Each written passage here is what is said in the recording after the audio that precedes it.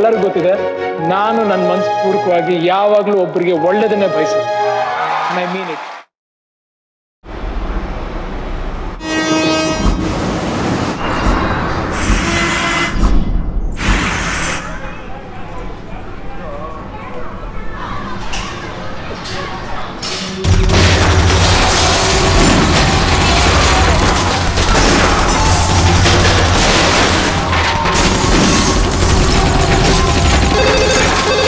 அண்ணா Nagar police station. Sir ஒரு 10-15 பேர் வந்து மால் அட்டாக் பண்ணிக்கிறாங்க சார். கன் ஃபயர் பண்ணுறாங்க சார். நிறைய பேர் இறந்துட்டாங்க சார். கொஞ்சம் சீக்கிரம் வாங்க சார். நீங்கள் யார்? நீங்கள் எங்கேருந்து பேசுகிறீங்க? சார் நான் நேஷனல் மால் செக்யூரிட்டி பேசுகிறேன் சார். சரி, நாங்கள் இப்போவே கிளம்பி வரோம். அங்கே என்ன நடக்குன்னு இமீடியட்டாக இன்ஃபார்ம் பண்ணிக்கிட்டே இரு.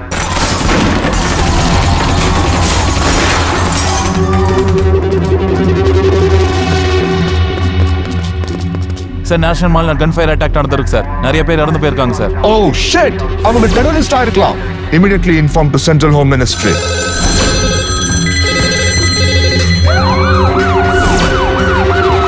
Attack in Chennai. Copy that. Attack in Chennai.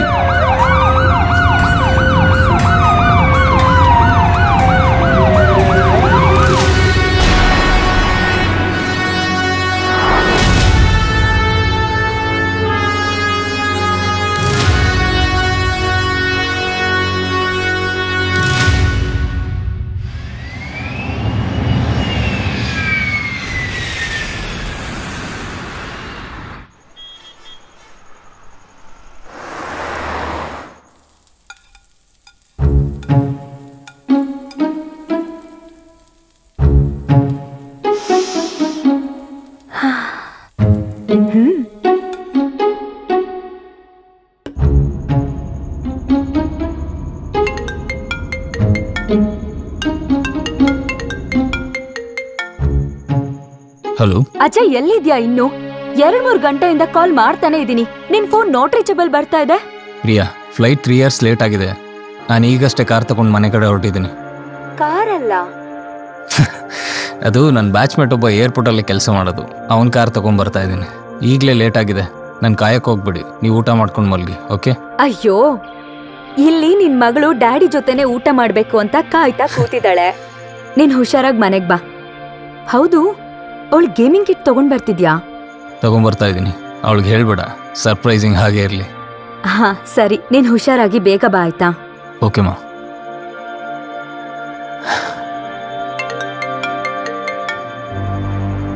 Yes chief. Ajay, it's a bad news and emergency. Chennai की मॉल में आतंकवादियों का हमला हुआ है. कंफर्म है कि ये हमला अल हमास ग्रुप ने किया है. 500 होस्टेजेस अंडर द मॉल. हमें रेस्क्यू ऑपरेशन करना होगा.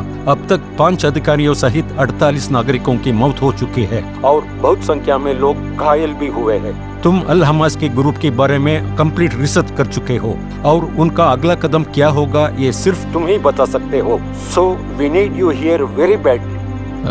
Chief, I mean my native. My father operation. Okay Ajay, मैं कुछ करता हूँ. You take care. Okay chief.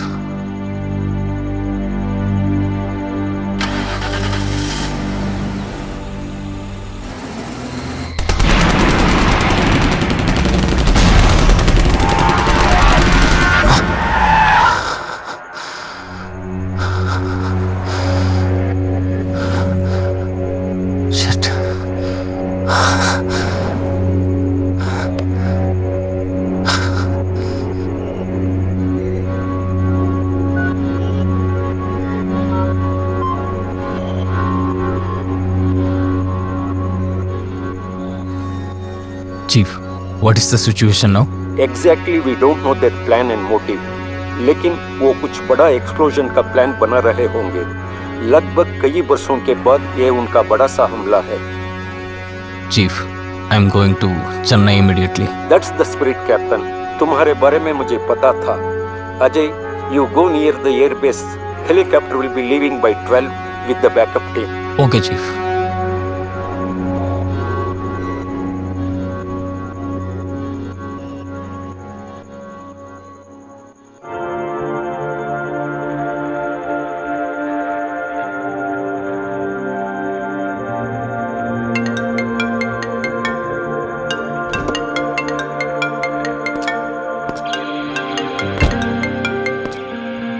Hello Ajay, ಸ್ವಲ್ಪ ಬರುವಾಗ ಕರ್ಡ್ ತಗೊಂಡ್ ಬರ್ತ್ಯಾ? ಆಗ್ಲೇ ಅರ್ಜೆಂಟಲ್ಲಿ ಹೇಳೋದ್ ಮರ್ತೋಗ್ಬಿಟ್ಟೆ. ಪ್ಲೀಸ್ ತಗೊಂಡ್ ಬಾ. ಪ್ರಿಯಾ, ಅದು ಹೇಳಪ್ಪ. I have to go back to the duty immediately. ಸುಮ್ನೆ ತಮಾಷೆ ಮಾಡ್ಬೇಡ, ಹುಷಾರಾಗ್ ಬೇಗ ಮನೆಗ್ ಬಾ. Priya, I am damn serious. ಏನ್ ಹೇಳ್ತಿದ್ಯಾ ಅಜಯ್ ನೀನು? ಪ್ರಿಯಾ, ಒಂದು ಎಮರ್ಜೆನ್ಸಿ ಇದೆ, ನಾನು ಮತ್ತೆ ಡ್ಯೂಟಿಗೆ ಜಾಯ್ನ್ ಆಗ್ಬೇಕು. ಸರಿ, ನೀನ್ ಮನೆಗ್ ಬಾ, ಊಟ ಮಾಡ್ಕೊಂಡು ರೆಸ್ಟ್ ತಗೊಂಡು ಬೆಳಗ್ಗೆ ಹೋಗುವಂತ. ಪ್ರಿಯಾ, ಅಷ್ಟು ಟೈಮ್ ಇಲ್ಲ ಈಗ ನನ್ನ ಹತ್ರ. ಏನ್ ಮಾತಾಡ್ತಿದ್ಯಾ ಅಜಯ್ ನೀನು? ಅಟ್ಲೀಸ್ಟ್ ಮನೆಗ್ ಬಂದ್ ಹೋಗು. 1 ವರ್ಷದಿಂದ ನಾವಿಲ್ ಕಾಯ್ತಾ ಇದೀವಿ ತಾನೆ? ಹೌದು, ನೀನೀಗ ರಜೆಲಿದ್ಯಾ ಅಲ್ವಾ? ಹೌದು, ರಜದಲ್ಲೇ ಇದ್ದೀನಿ. But it's an emergency. I have to join the team immediately and it's a duty, my first priority. ನಿಮ್ ಅಪ್ಪನ ಆಪರೇಷನ್ಗೆ ಇನ್ನು 3 ದಿನ ಉಳಿದಿದೆ. ನಿನ್ ನೆನ್ಪಲ್ಲಿ ಅವ್ರ ಆರೋಗ್ಯ ಕೂಡ ಹದ್ಗೆಡ್ತಾ ಇದೆ. ಪ್ಲೀಸ್ ಅಜಯ್, ಅವ್ರಿಗೋಸ್ಕರ, ಅಟ್ಲೀಸ್ಟ್ ನಿನ್ ಮಗಳಿಗೋಸ್ಕರ ಆದ್ರೂ ಮನೆಗ್ ಬಂದ್ ಹೋಗು. ಪ್ರಿಯಾ, ಪ್ಲೀಸ್ ಅರ್ಥ ಮಾಡ್ಕೊ. ಅಪ್ಪ ಇದಾರಲ್ಲಿ? ಇಲ್ಲೇ ರೂಮಲ್ಲಿ ಮಲಗಿದ್ದಾರೆ. ಅವ್ರಿಗೆ ಫೋನ್ ಕೊಡು. ಸರಿ ಆಯ್ತು. ಮಾವ, ಅಜಯ್.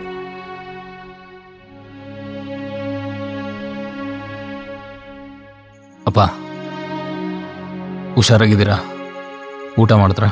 ನಾನು ಚೆನ್ನಾಗಿದ್ದೀನಪ್ಪ, ಊಟ ರೆಡಿ ಇದೆ, ತಿನ್ಬೇಕೀಗ. ಅಪ್ಪ, ನಾನು ಒಂದು ಎಮರ್ಜೆನ್ಸಿ ಮೇಲೆ ಮತ್ತೆ ಡ್ಯೂಟಿಗೆ ಹೋಗ್ತಾ ಇದ್ದೀನಿ. ಆದಷ್ಟು ಬೇಗ ವಾಪಸ್ ಬರ್ತೀನಿ. ನಿನ್ನ ಆರೋಗ್ಯ ಹುಷಾರಾಗಿ ನೋಡ್ಕೊ, ಆಯ್ತಾ? ನೀನು ನನ್ನ ಬಗ್ಗೆ ಏನೂ ತಲೆ ಕೆಡ್ಸ್ಕೋಬೇಡ, ನನಗೇನೂ ಆಗಲ್ಲ, ನೀನು ಹುಷಾರಾಗಿ ಹೋಗ್ವಾ. ಇರು, ನಿನ್ನ ಮಗಳು ಮಾತಾಡ್ತಾಳುತ್ತೆ ನೋಡು. ಡ್ಯಾಡಿ ಎಲ್ಲಿದ್ಯಾ? ಇನ್ನು ಬೇಗ ಬಾ ಡ್ಯಾಡಿ. ಆದ್ಯಾ, ಅಪ್ಪನಿಗೆ 3-4 ದಿನ ಆದ್ಮೇಲೆ ರಜೆ ಸಿಗುತ್ತಮ್ಮ. ನಾನು ಆದಷ್ಟು ಬೇಗ ವಾಪಸ್ ಬರ್ತೀನಿ. ಯಾವಾಗ್ಲೂ ಹೆಂಗೆ ಹೇಳ್ತೀಯ? ಹೋಗು ಡ್ಯಾಡಿ. ಓಯ್, ಮನೆ ಊಟ ಮಾಡ್ಬೇಕು ಅಂತ ಹೇಳಿ ಮಧ್ಯಾಹ್ನನೂ ನೀನು ಊಟ ಮಾಡಿಲ್ಲ ಅಂತ ಹೇಳ್ದೆ. ಅಟ್ಲೀಸ್ಟ್ ಇವಾಗಾದ್ರೂ ಹೋಗಿ ಊಟ ಮಾಡು. ಅಪ್ಪ ಬಗ್ಗೆ ತಲೆ ಕೆಡ್ಸ್ಕೋಬೇಡ, ನಾನೆಲ್ಲ ನೋಡ್ಕೋತೀನಿ. Love you. Love you too. ಹುಷಾರು. Okay, take care.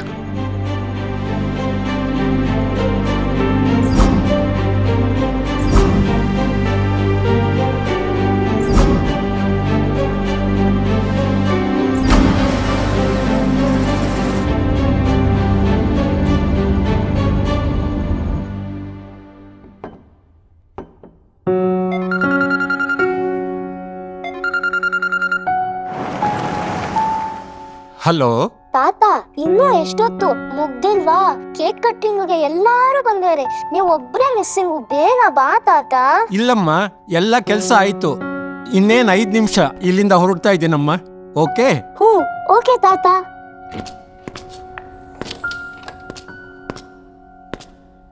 ಯಾರಾದ್ರೂ ಇದ್ದೀರಾ? ಹೇಳಿ ಸರ್. ಊಟ ಏನಿದೆ? ಊಟ ಎಲ್ಲ ಖಾಲಿ ಆಗಿದೆ ಇವ್ರೆ. Restaurant closing time. Sir, at least coffee tea ಏನಾದರೂ ಸಿಗುತ್ತಾ? ರೇ, ಒಂದ್ಸಾರಿ ಹೇಳಿದ್ರೆ ನಿಮ್ಗೆ ಅರ್ಥ ಆಗೋದಿಲ್ವಾ? ಕೆಲಸಗಾರರು ಸಹ ಯಾರೂ ಇಲ್ಲ. ಇನ್ನು 2 ನಿಮಿಷ ರೆಸ್ಟೋರೆಂಟ್ ಕ್ಲೋಸ್ ಆಗುತ್ತೆ. ಬೆಟರ್ ನಾಳೆ ಬನ್ನಿ.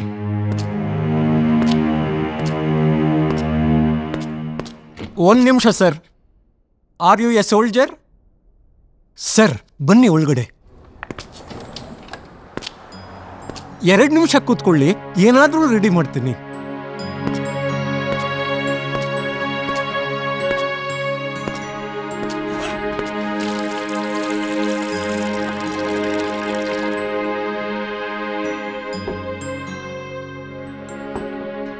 ಸರ್, ಅವಾಗಲೇ ಊಟ ಕಾಫಿ ಎಲ್ಲ ಏನೂ ಇಲ್ಲ ಅಂತ ಹೇಳಿದ್ರಿ, ಆದರೆ ಸಡನ್ ಆಗಿ ಯಾಕೆ ಅಂತ ಗೊತ್ತಾಗ್ಲಿಲ್ಲ. ಆರ್ಮಿ ಅವರ ಸ್ಟ್ರಗಲ್ಸು, ಅವ್ರ ಟೈಮಿಂಗ್ಸು ಯಾವ ಥರ ಇರುತ್ತೆ ಅಂತ ನನಗೆ ಗೊತ್ತು. ಯಾಕೆ ಅಂದರೆ ನನ್ನ ಮಗನೂ ಒಬ್ಬ ಮೇಜರ್. ಈ ಟೈಮಲ್ಲಿ ನಿಮಗೆ ಮುಂದೆ ಯಾವ ಹೋಟೆಲ್ಸು ಓಪನ್ ಇರೋದಿಲ್ಲ. ಅದಕ್ಕಾಗಿ ಕರೆದು ನನ್ನ ಕೈಲಾಗಿದ್ದು ಮಾಡಿಕೊಟ್ಟೆ ಅಷ್ಟೇ. Thanks for your concern sir. No sir, ನಾನು ಆ ಪದಕ್ಕೆ ಅರ್ಹನಲ್ಲ. ನಾವು ನಿಮಗೆ ಎಂಟೈರ್ ಲೈಫ್ ಟೈಮ್ ಗ್ರೇಟ್ಫುಲ್ ಆಗಿರಬೇಕು. ನಾವು ಸೋಲ್ಜರ್ಸ್ಗೆ ಕೊಡಬೇಕಾಗಿರೋದು ಸಿಂಪತಿ ಅಲ್ಲ, we should respect the soldiers. Sir, ನಿಮ್ಮ ಮಗ ಮೇಜರ್ ಅಂತ ಹೇಳಿದ್ರಿ, ಯಾವ ರೆಜಿಮೆಂಟ್ ಅಂತ ತಿಳ್ಕೊಬೋದಾ? Why not?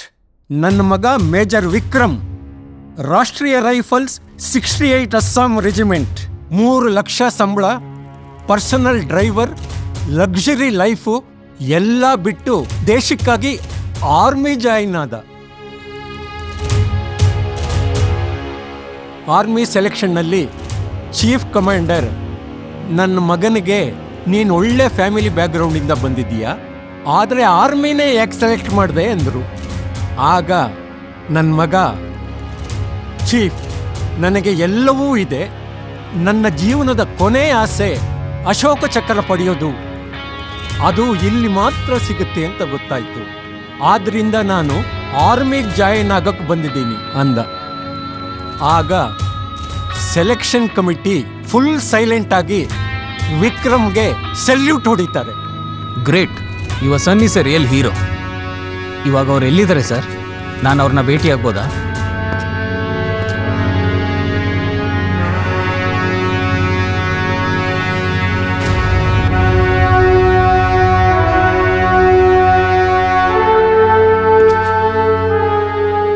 I am sorry sir.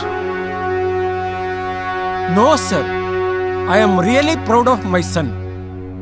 ಎಷ್ಟು ಜನಕ್ಕೆ ಸಿಗುತ್ತೆ ಸರ್ ದೇಶಕ್ಕಾಗಿ ಪ್ರಾಣತ್ಯಾಗ ಮಾಡೋ ಭಾಗ್ಯ?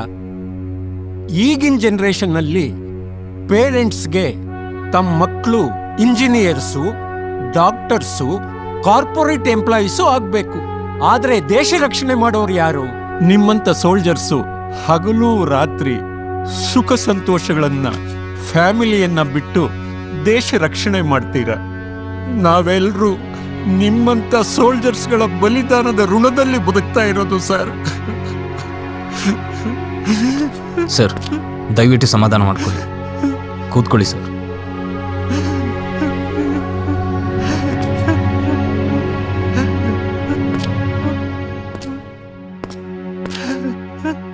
ಸರ್ ಸಮಾಧಾನ ಮಾಡ್ಕೊಳ್ಳಿ.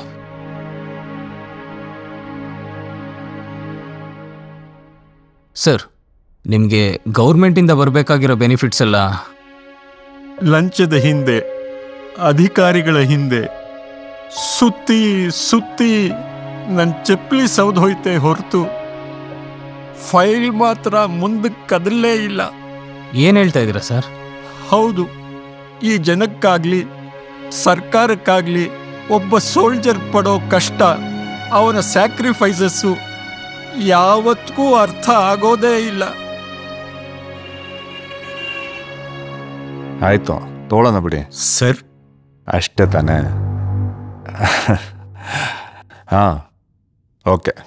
ಕಳಿಸಿ. ಹಾಂ, ಓಕೆ. ಸರ್, ನಾನು ಪ್ರಭಾಕರ್ ಅಂತ, ಮೇಜರ್ ವಿಕ್ರಮ್ ಅವ್ರ ತಂದೆ. ನಮ್ಮ ಫೈಲ್ ಏನಾಯ್ತು ಸರ್? ವಿಕ್ರಮ?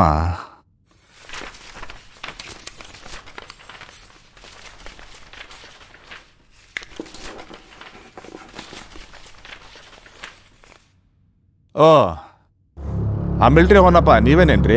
ಹೌದು ಸರ್. ನಿಮ್ಮ ಫೈಲ್ ನೋಡಿದ್ದೀನಿ. ಆಗತ್ತೆ, ಮಾಡ್ಕೊಡೋಣ. 8 ಎಕರೆ ಬರುತ್ತೆ, ಡೋಂಟ್ ವರಿ.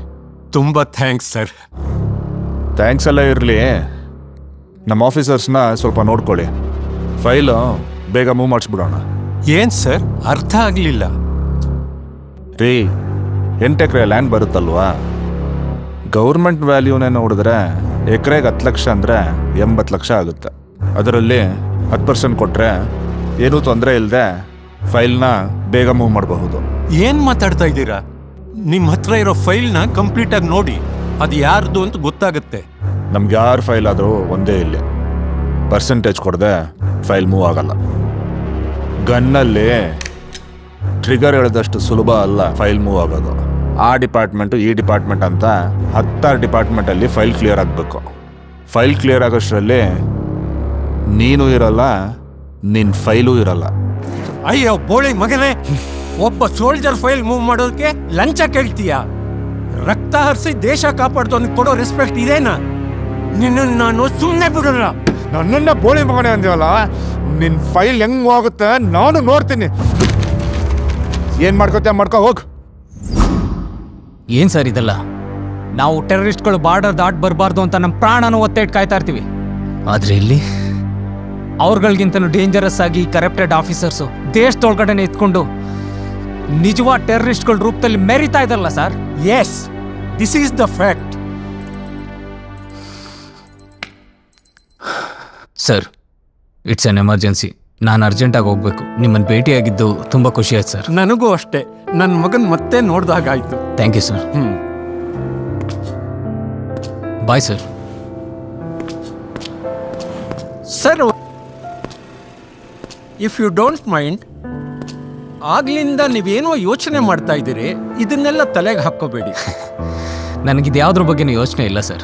ಡ್ಯೂಟಿಗೆ ರಜಾ ತಗೊಂಡು ಇವತ್ತೇ ಇಲ್ಲಿ ಬಂದಿದ್ದು. ಚೆನ್ನೈ ಮಾಲ್ ಒಂದರಲ್ಲಿ ಟೆರರಿಸ್ಟ್ ಅಟ್ಯಾಕ್ ಆಗಿದೆ.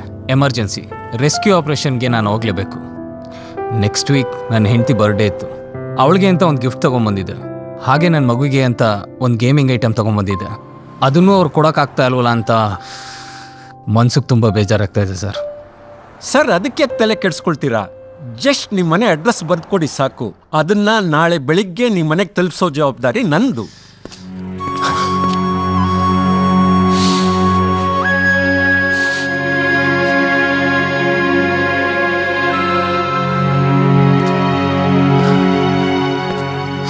ಈ ಬಾರಿ ರಜೆಯಲ್ಲಿ ಖಂಡಿತ ನಮ್ಮ ಮನೆಗೆ ಬರಲೇಬೇಕು.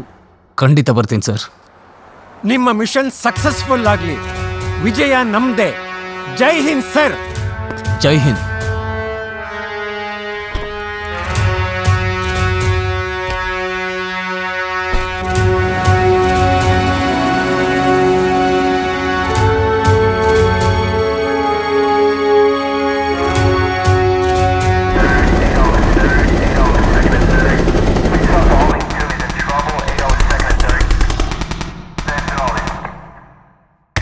Grenade!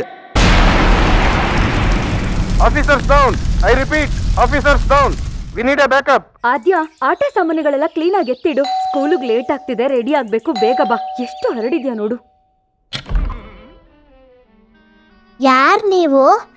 ಅಮ್ಮ ಯಾರೋ ತಾತ ಬಂದಿದ್ದಾರೆ ನೋಡಮ್ಮ. ಯಾರ್ ನೀವು? ನಾನು ಪ್ರಭಾಕರ್ ಅಂತ.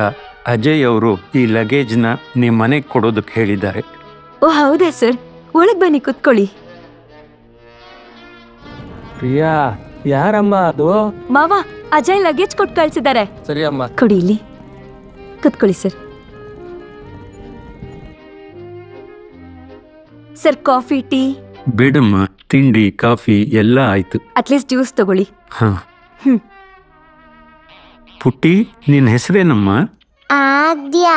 ಯಾವ ಸ್ಟ್ಯಾಂಡರ್ಡ್ ಓದ್ತಾ ಇದ್ದೀಯಾ? Second standard. ಗುಡ್.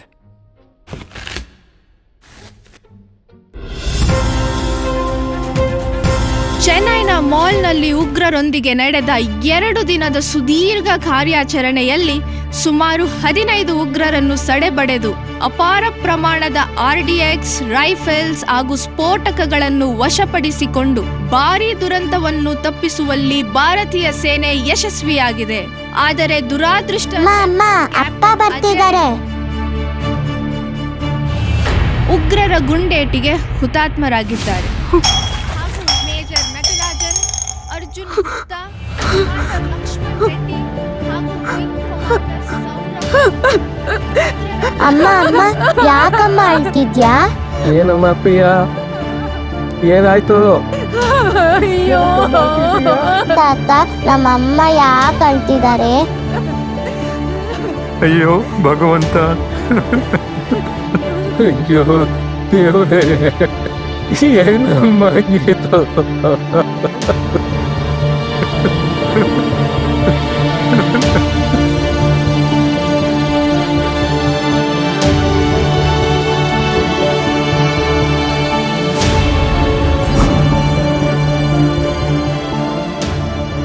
ಈ ಚಿತ್ರದಲ್ಲಿನ ಅಜಯ್ ಹಾಗೆ ತಮ್ಮ ಕುಟುಂಬಗಳನ್ನು ಬಿಟ್ಟು ಸುಖ ಸಂತೋಷಗಳನ್ನು ಮರೆತು ದೇಶ ರಕ್ಷಣೆ ಮಾಡಿರುವ ಹಾಗೂ ಮಾಡುತ್ತಿರುವ ಆ ರಿಯಲ್ ಹೀರೋಗಳಿಗೆ ಈ ನನ್ನ ಕಿರುಚಿತ್ರ ಅರ್ಪಣೆ. ಜೈ ಹಿಂದ್, ಮೇರಾ ಭಾರತ್ ಮಹಾನ್.